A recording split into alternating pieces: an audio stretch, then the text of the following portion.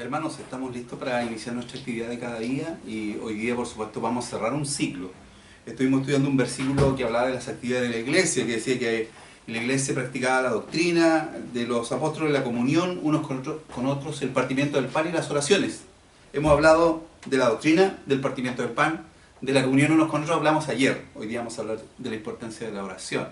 Así que les invito a que partamos haciendo eso. Oremos al Señor y pongamos delante del Señor cada uno de nuestros seres queridos, nuestros familiares, nuestros amigos, las personas que nos han pedido oración. Hay muchas personas que nos han pedido oración, hay hermanos repartidos por todo el país y también repartidos en otros lugares, en otros países, que nos han pedido oración. Y tenemos gente muy querida. Anchi Preciado, una pastora maravillosa, amadísima por nuestra familia y por la iglesia chilena. Y así hermanos queridos que están en otros países. Oremos por todos ellos. Padre, gracias por tu misericordia y por la oportunidad de estar juntos, aunque sea un momento breve, en que dediquemos este tiempo a orar y a compartir, Señor, la palabra y al mismo tiempo rogarte, Señor, por todos nuestros hermanos, por todas nuestras hermanas, por todas aquellas personas que nos piden oración. Tenemos preocupación por todos nuestros queridos familiares, Señor. Y gracias te damos porque sabemos que tú estás actuando en misericordia y esperamos que tú sigas obrando. Queremos que tú nos acompañes, que nos dirijas en esta meditación de tu palabra y que nos dirijas en este tiempo de oración. Queremos, Señor, pedirte por piedad que alcances con tu bendición nuestra patria y que nos ayude a superar esta difícil situación que estamos viviendo y sobre todo que lleves consuelo a tantas familias que han perdido seres queridos. Lo pedimos en el nombre de Jesús. Amén y amén. Bien, podríamos usar muchos versículos para hablar de la oración, pero elegí uno particular que es 1 Timoteo capítulo 2. 1 Timoteo capítulo 2 del versículo 1 al 5, porque ahí Pablo da instrucciones sobre la oración.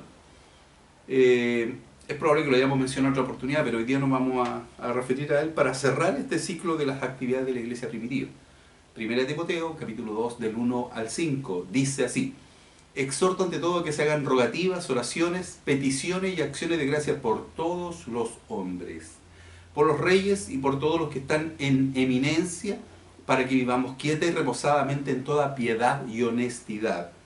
Porque esto es bueno y agradable delante de Dios nuestro Salvador, el cual quiere que todos los hombres sean salvos y vengan al conocimiento de la verdad.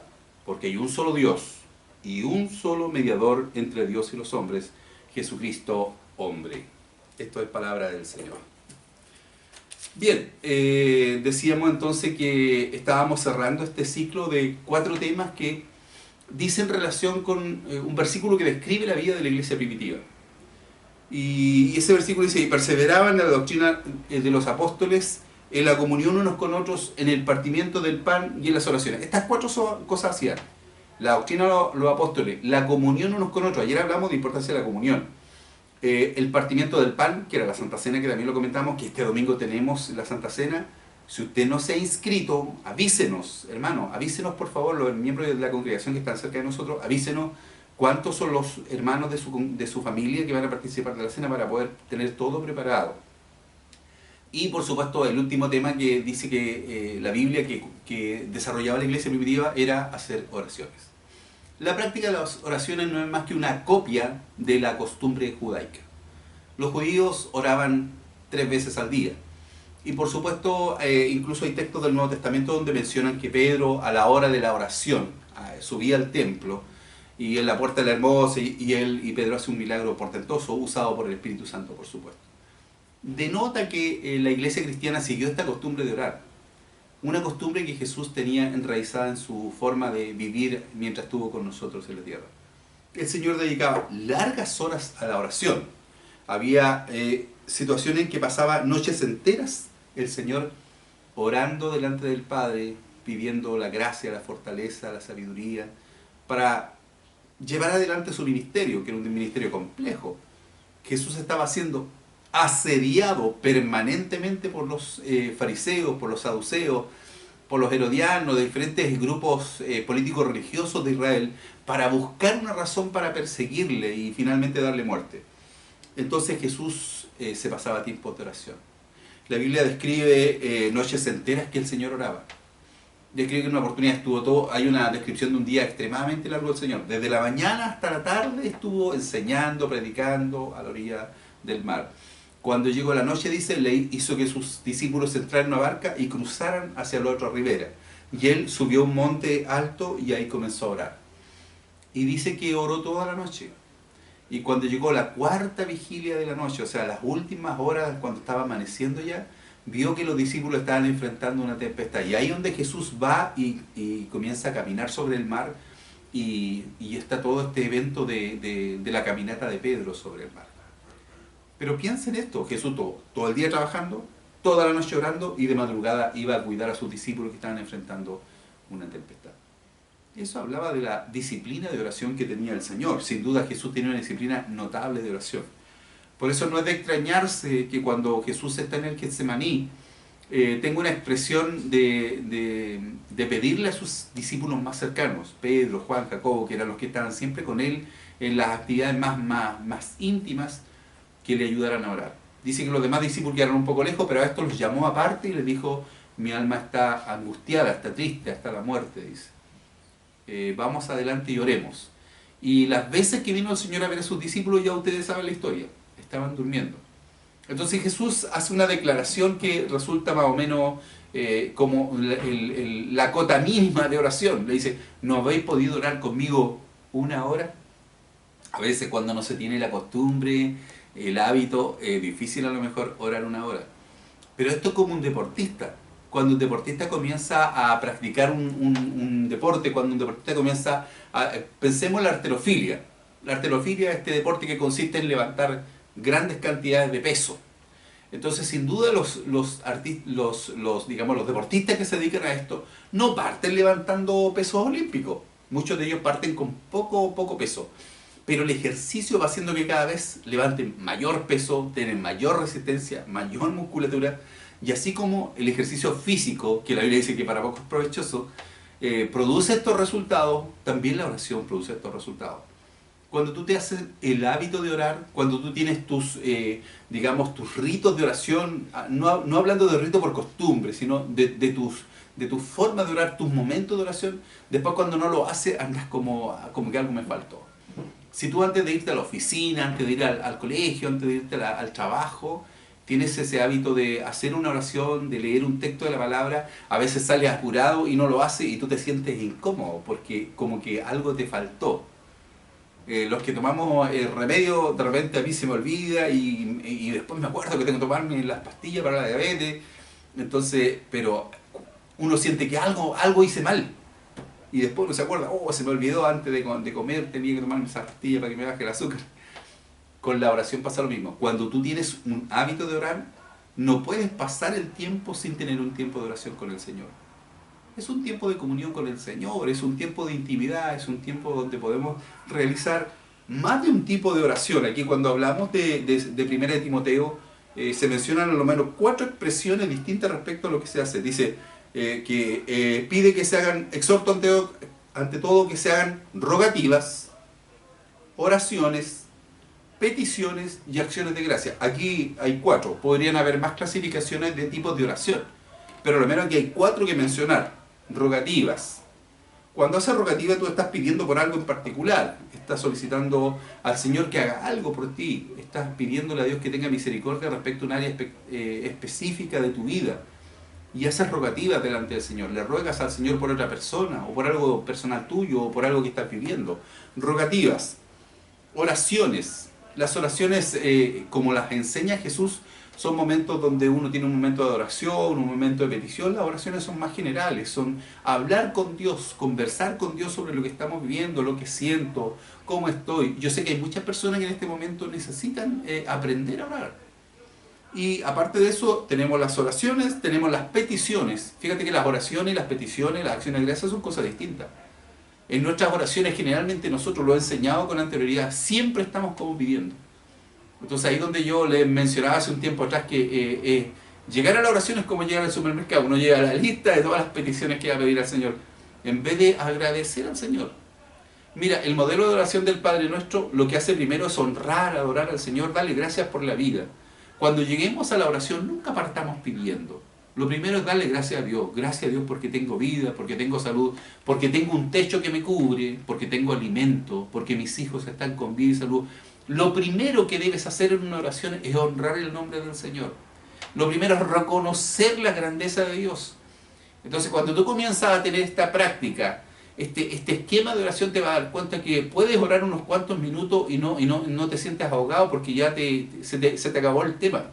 Parte dando gracias a Dios, parte reconociendo al Señor, parte mirando alrededor tuyo las bendiciones que Dios te ha dado, parte asumiendo que si no hubiera sido por Dios, muchas de las bendiciones que tienes no las tendrías. Primero eso, primero honrar a Dios, glorificar a Dios, bendecir a Dios. Padre nuestro que estás en los cielos, santificado sea tu nombre. Observa que el Señor parte adorando al Señor, santificado sea tu nombre. Después que pasa este tiempo de adoración, el Señor entonces entra en un periodo de petición. El pan nuestro de cada día. Perdona nuestras deudas. Te pido que me perdones, te pido que me des alimento. Y termina el Padre nuestro con palabras de glorificación. Porque tuyo es el reino, el poder, la gloria por todos los siglos. Entonces observa que la forma de oración es, por supuesto, en estos tres estamentos. Primero, darle gracias al Señor.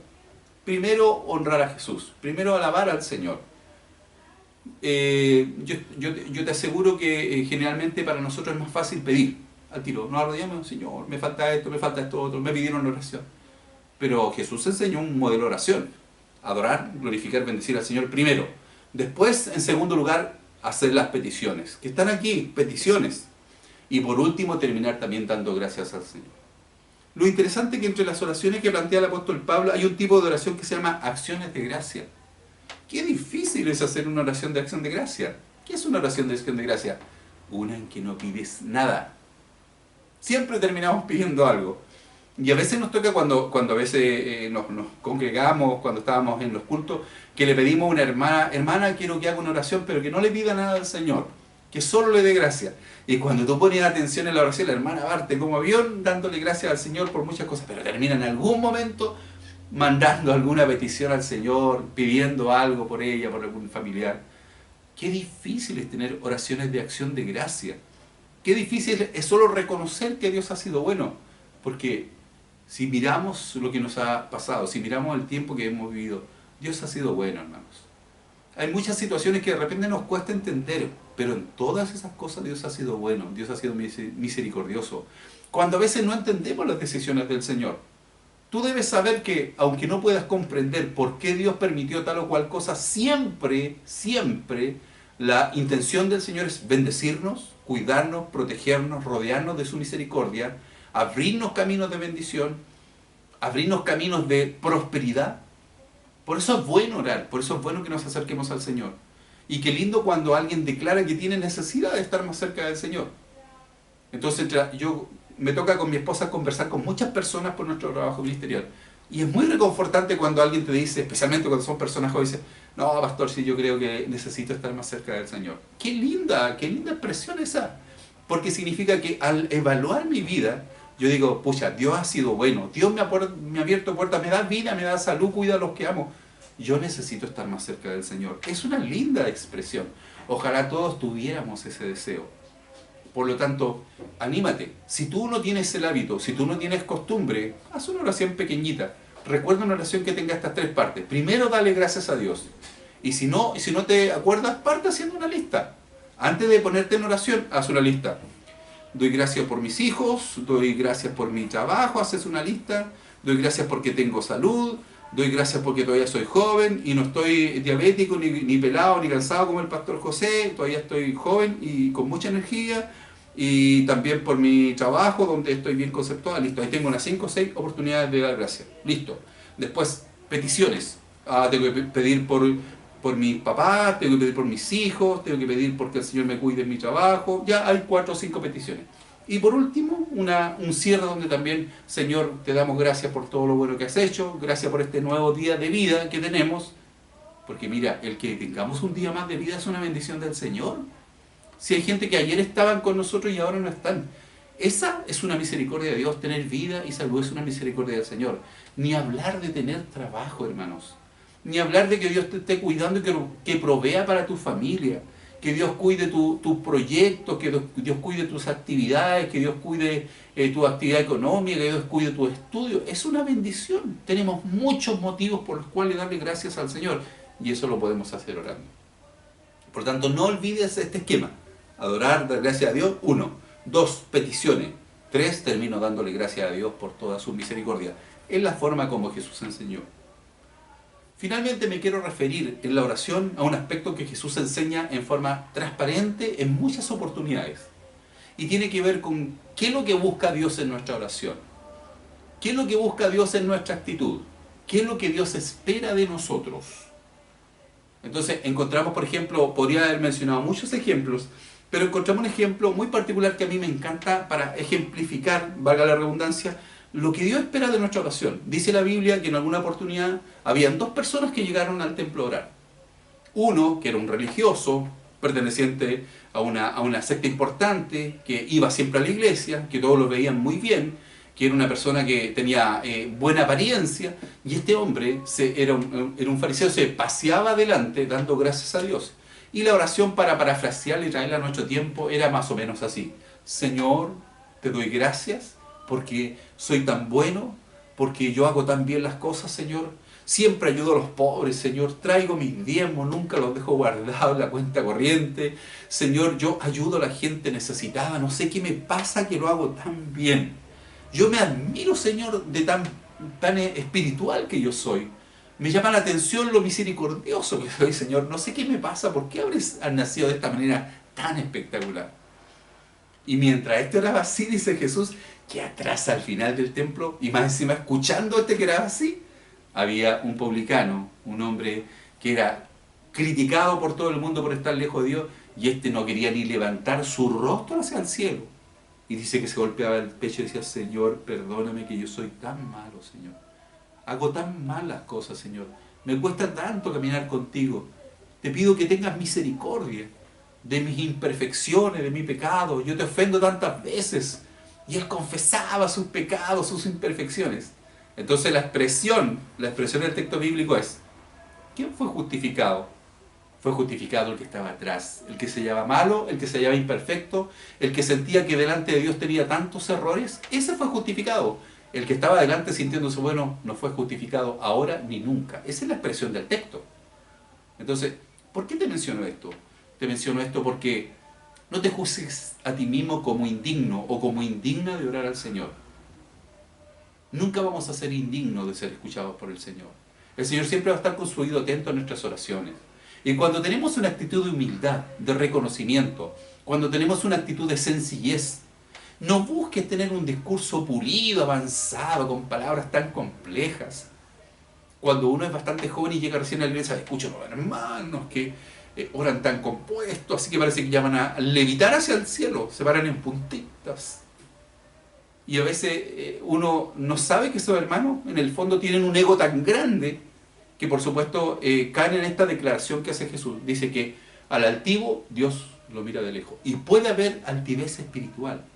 Puede suceder que una persona se sienta como súper más importante y más valioso que el resto. Eso es altivez. Y mira lo que dice el Señor respecto a esas personas. Dice: a esas personas yo las miro de lejos. Al humilde lo acojo. Al que pide perdón lo acojo. Al que se reconoce imperfecto lo acojo, pero al altivo, a ese lo miro de lejos. Con ese ni me junto, dice el Señor. Por lo tanto, nunca te juzgues tan malo, tan mala, tan lejana, tan imperfecto o tan imperfecta delante de Dios. Con humildad, si oramos al Señor con humildad, Dios va a escuchar nuestras oraciones.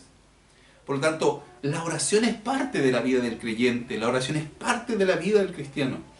Comienza a tener esta práctica de oración, especialmente si tú eres nuevito, nuevista en este camino de conocer a Jesús. Yo te invito a que tengas un momento de oración. Y como te digo, si te cuesta un poco, haz un bosquejo de oración. Primero pones las cosas que hay que darle gracias, después algunas peticiones y después otro motivo para darle gracias. Y después tú vas mirando tu listita y vas orando al Señor. Yo sé que algunos hermanos que tienen experiencia dicen: no, el pastor, ¿cómo está enseñando algo tan básico? Pero si cuando uno empieza a orar no sabe cómo hacerlo. Uno no tiene idea qué cosas le puede decir a Dios o qué otras cosas no le puede decir. Yo recuerdo cuando era bastante joven había trabajado en una empresa y cuento siempre este testimonio. Tenía un jefe con el que me tocaba ir de repente a otras ciudades a cobrar los dineros de la empresa. Y este hombre era un hombre con un lenguaje súper vulgar. Entonces él oraba al Señor y le decía, flaco, flaco, le decía, no, flaco, te has portado mal conmigo. Y de repente se le enseñan hasta algunos garabatos. Entonces una oportunidad íbamos en un viaje y a él le gustaba ir conmigo porque como sabía que yo era cristiano y trabajaba en una iglesia, entonces le gustaba escucharme. Y entonces íbamos en la carretera y de repente él se puso a hablar. Decía, no, es que el flaco se ha portado mal, no cerraron los contratos. Y increíblemente él se puso a llorar en el auto. Y decía, flaco, y después usaba ciertos términos absolutamente groseros para referirse al Señor. Flaco, ¿por qué eres así? Van a quedar 7 u 8 familias sin comida porque tú me cierras las puertas. Y retaba al Señor, retaba al Señor en el auto. Y yo escuchaba los garabatos, pero nunca había visto un hombre que sufriera porque iba a tener que finiquitar a sus trabajadores. Entonces yo quedé porque en mis definiciones de cómo referirme a Dios no cabía que se me saliera un garabato en una oración. Después estudiando, conociendo la Biblia, conociendo lo que dice la Escritura, creo que esas oraciones llegaban hasta el trono del Señor. Porque ese hombre, que era un hombre con un corazón tan generoso, se vio una cosa que sufría, era cuando los negocios estaban mal y él tenía que despedir trabajadores. Yo lo vi llorar por esa causa. Decía, Pepe, que uno va a estar triste. Los hijos, yo conozco al hijo de este hombre, de este otro, conozco a su hijo. ¿Cómo va a tener para comprarle su ropa, su comida?